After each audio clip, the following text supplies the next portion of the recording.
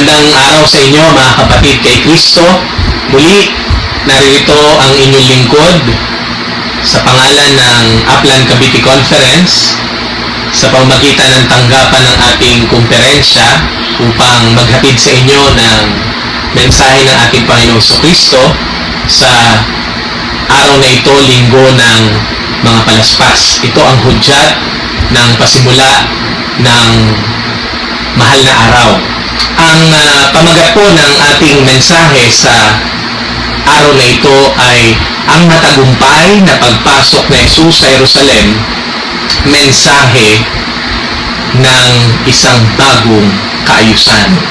Ang pagdiriwang po natin sa araw na ito ay nangangahulugan po ng ating pakikiisa dun po sa gustong mangyari ng ating Panginoon na magkaroon ng tunay na paghahari ng Diyos dito po sa ating daigdig. Kasi yan po yung buod ng kanyang mensahe na ipinapangaral.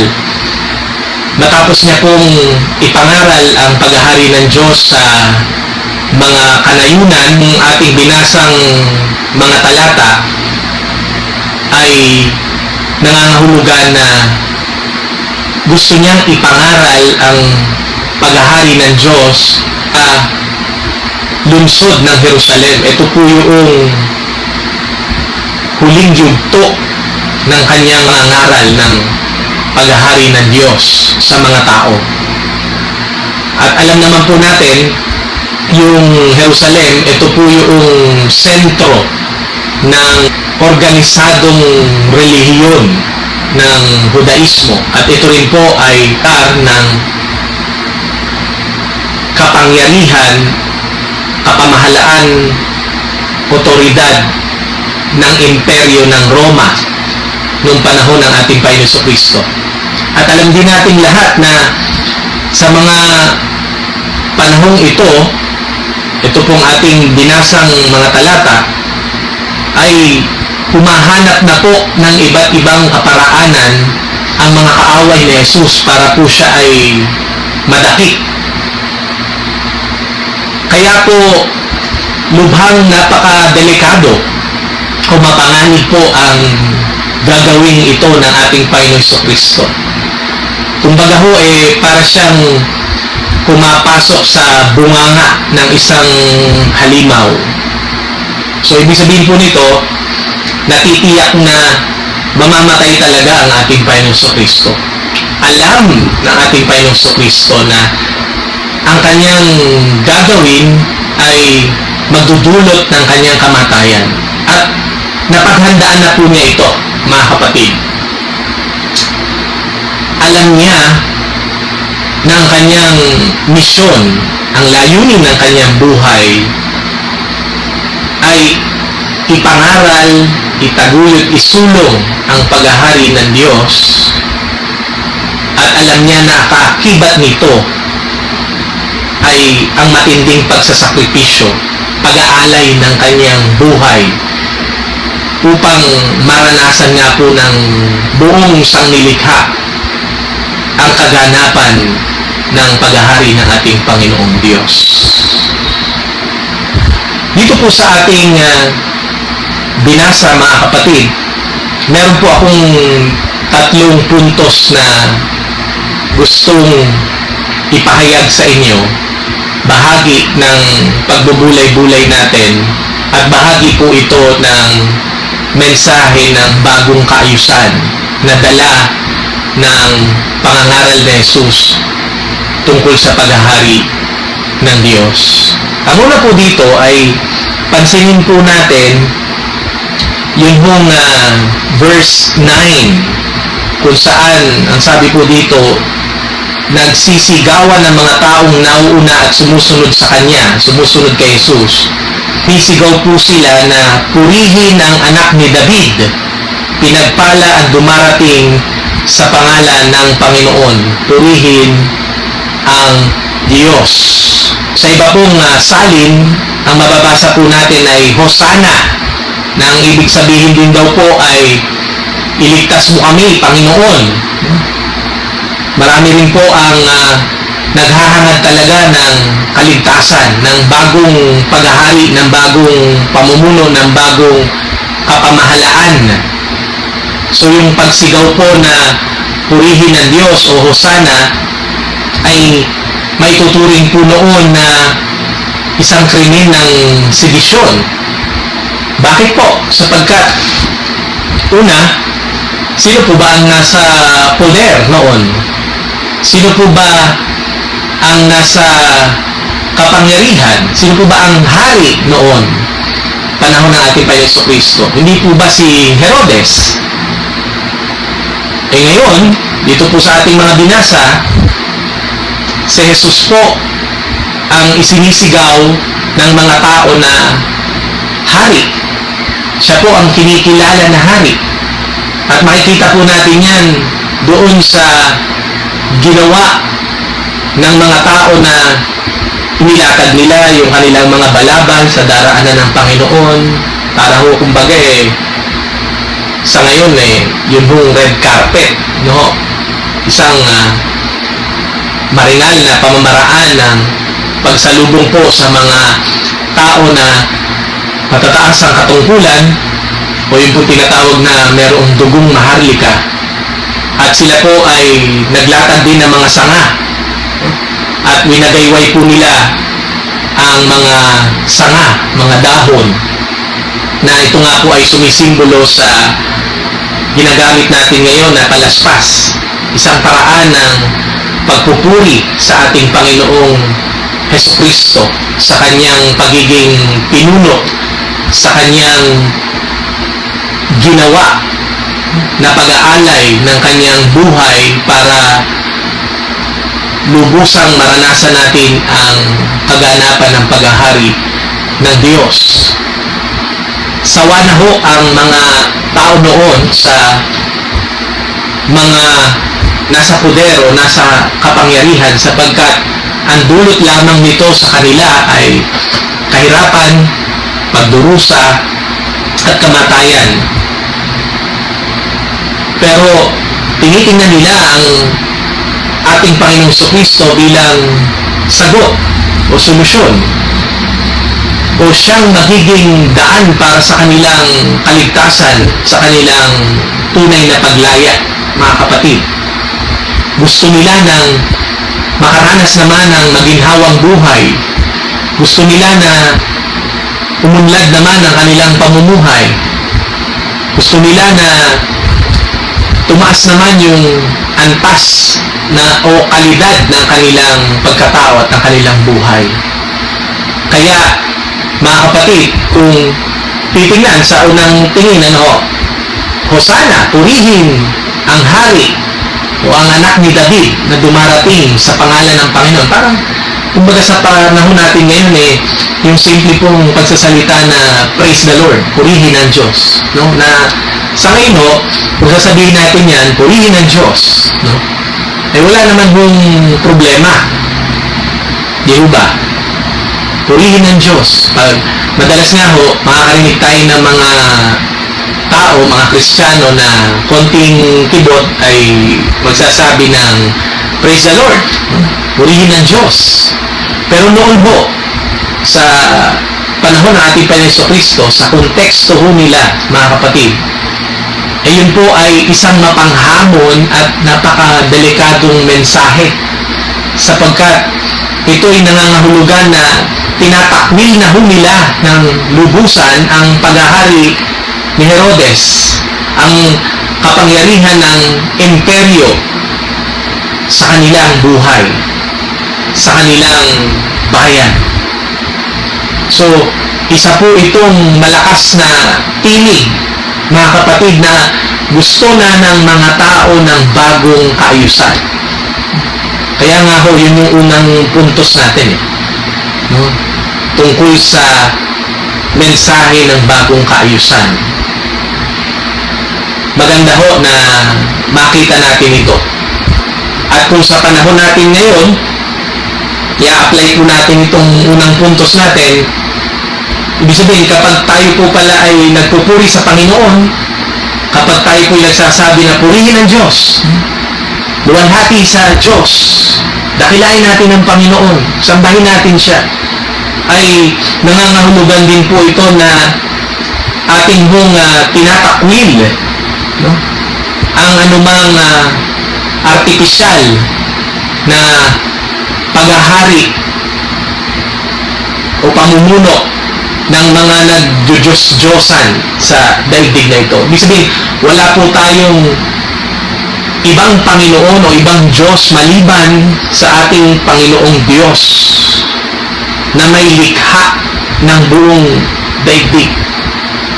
Sa tuwing tayo po ay nagsasalita ng mga papuri sa ating Panginoon, sinasabi natin, siya lamang ang ating Diyos na sasambahin, ang paghahari lamang niya ang tunay nating yayakapin, ang ating itataguyod, ang ating isusulong, at tutulong tayo, mga kapatid, dun sa pagnanais ng ating Panginoon Kristo na magkaroon talaga ng tunay na bagong kaayusan sa ating lipunan, kung saan ang Panginoong Diyos ang tunay na naghahari. Yung kagustuhan niya, yung kalooban niya ang siyang nasusunod. Katulad po nung panalangin na itinuro na ating Panginoon Kristo sa kanyang mga alagad. Dumating nawa ang iyong kaharian, mangyari nawa ang iyong kalooban dito sa lupa gaya ng sa langit. Ang pangalawa pong puntos, mga kapatid, kapayapaan sa langit. Ano bang ibig sabihin ng mga katagang iyon? Kung iisipin po natin, mga kapatid, parang uling walang kinalaman yan sa daigdig natin, ano ho? Kasi langit yung pinag-uusapan. Pero sa totoo lang ho, mga kapatid, ang mga Hudyo po, no? Yung salitang langit at kaharian ng Diyos ay ginagamit po nila na madalas pinagpapalit po nila yung gamit sapagkat ito po ay magkasing kahulugan. So yung pong ibig sabihin ng kapayapaan sa langit ay nangangahulugan din pong kapayapaan sa paghahari ng Diyos. Sa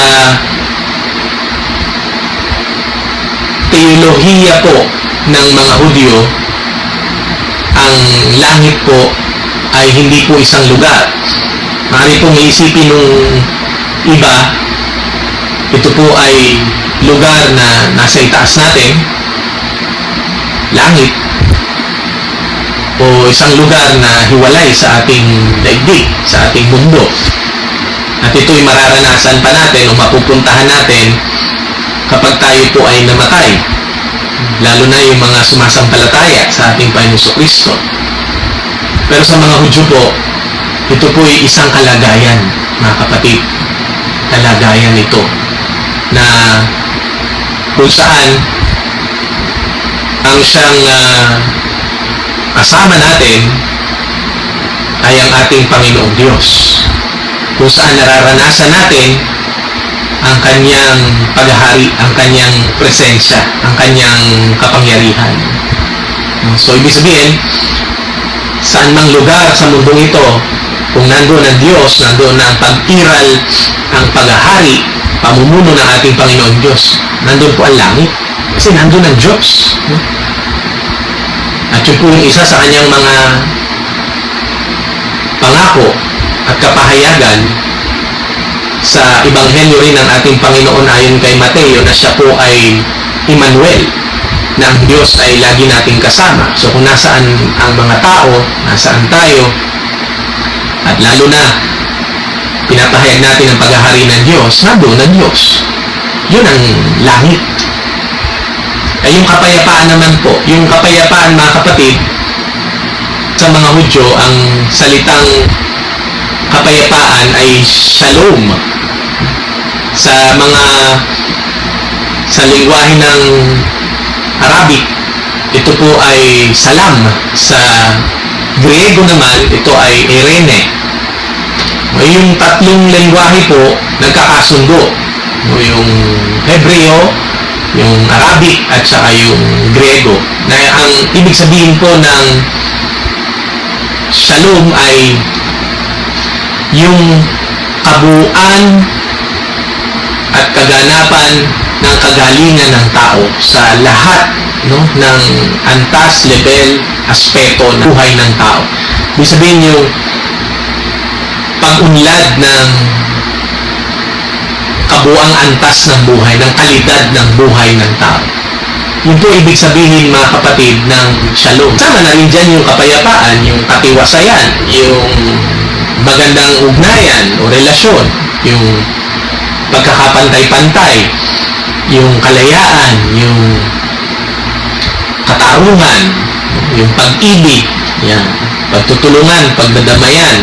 Sa makatwid, sa panahong ito na nararanasan natin ng COVID-19 pandemic, itong killer virus na ito, yung mga nakikita natin, yung mga nangyayari na sa ating paligid na pagtutulungan, pagdadamayan, yung pagsasakripisyo, pag-aalay ng buhay, para ang iba ay gumaling at mabuhay, ito po ay nangangahulugan ng shalom. Yung pag inintindi natin yung kapatid natin, yung kapwa natin, yung mga naghihikahos, yung mga walang-wala sa buhay, yung isang kahit isang tuka, yung kapag hindi ho nagtrabaho, ay wala ho talagang ipangbibili ng pagkain at ipantutustos sa kanilang mga mahal sa buhay. Pag sila ho ay ating inabutan ng tulong, binigyan natin sila ng kanilang pangangailangan sa araw-araw, nararanasan po natin lahat yung kapayapaan, yung shalom. Yun yung gustong pairali ng ating Panginoon Kristo. Yung kabuuan na pampublikong ministeryo ng Panginoon Kristo. Ito rin yung tinuro niya sa kanyang 12 alagad at sa lahat ng kanyang mga alagad.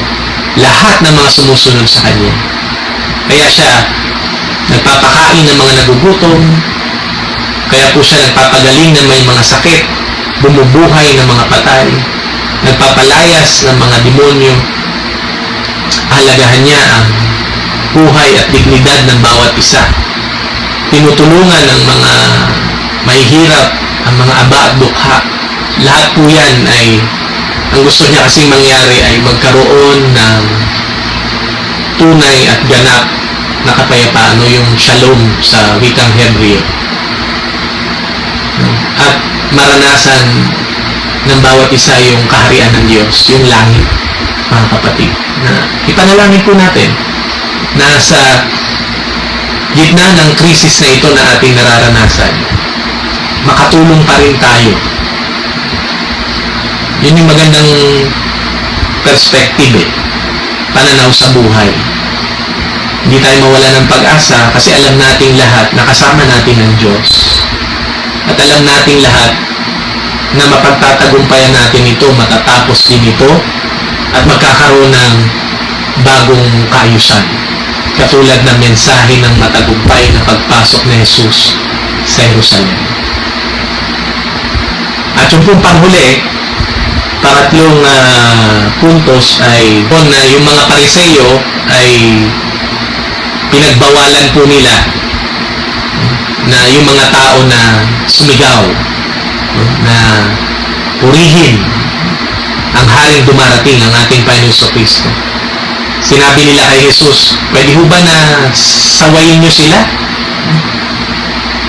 At ang sabi nga ng Panginoon Jesus, kung sasawayin sila, pipigilan yung mga tao na gawin ito, ang mga bato na ang magsasalita, ang magpupuri sa Panginoon, ang magsasaluhan nito.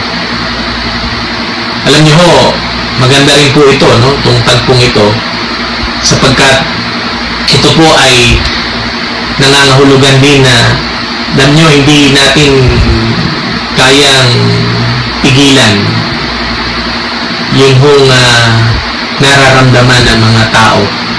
Hindi ho natin kayang sawayin yung mga tao na gusto na talaga ng pagbabago. Yung hirap na sa buhay eh. Yung sa Diyos na lang umaasa sila sa isang Mesyas, sa isang tagapagligtas, sa bagong pamumuno. Gusto na nila ng pagbabago, kaya sila sumisigaw. At nakakatuwang isipin yung kung mga Pariseo, isang pangkat ito sa lipunang Hudyo na oposisyon silang may tuturing sa imperyo ng Roma. So, ibig sabihin, galit din po sila sa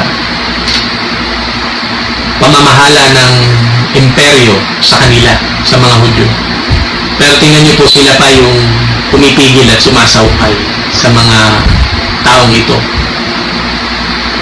Wala po silang nagawa.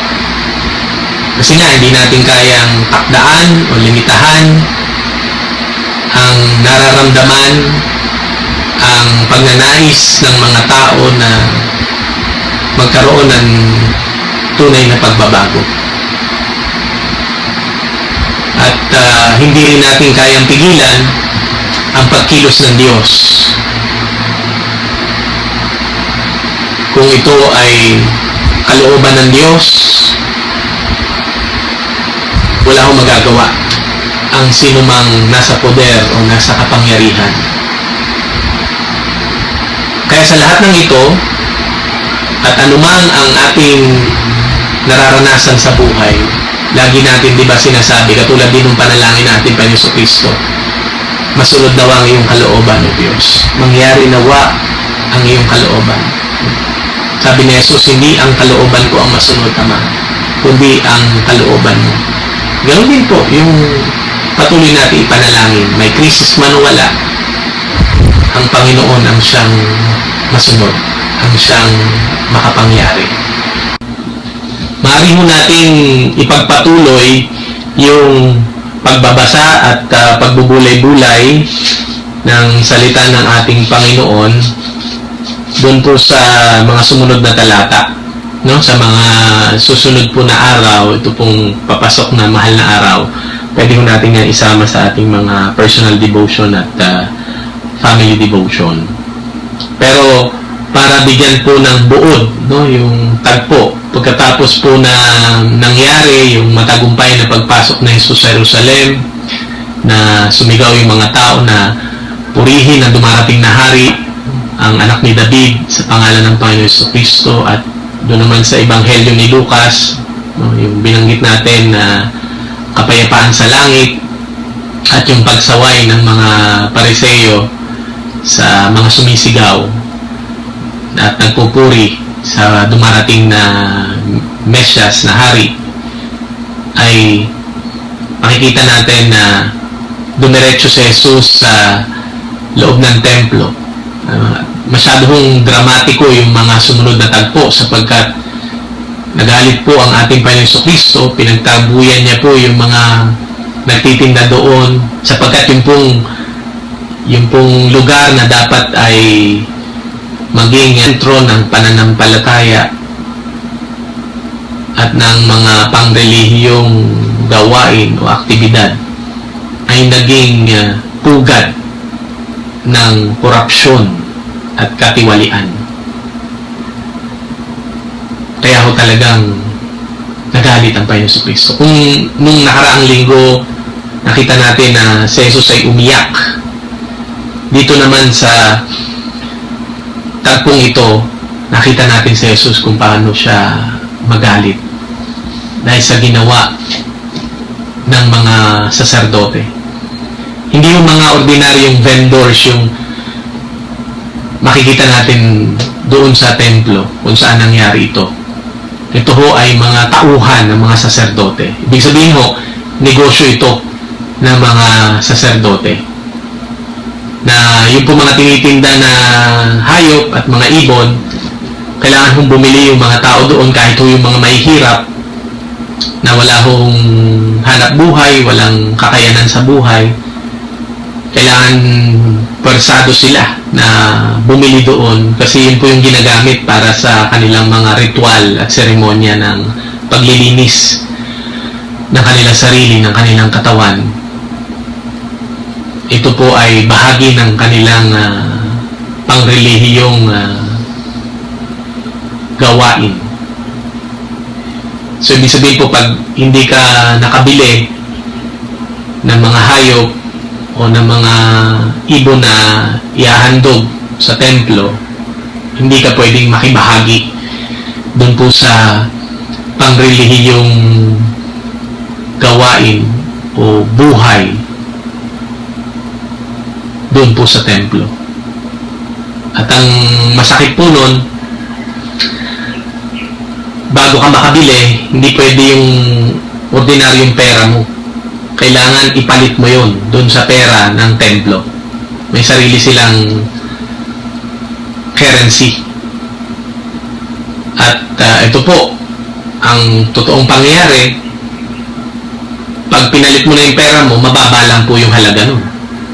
Tapos yung bibilin mo naman na hayop, mataas yung presyo, may patong na. Kaya makikita po natin talaga dito yung talamak na katiwalian at korupsyon. Na imbis na yung mga mahihirap, yung mga ordinaryong taong tinutulungan ng mga saserdote, ng mga pinuno ng reliyon, ay sila pa po yung nangunguna para huthutan, para pagnakawan itong mga ordinaryong taong ito.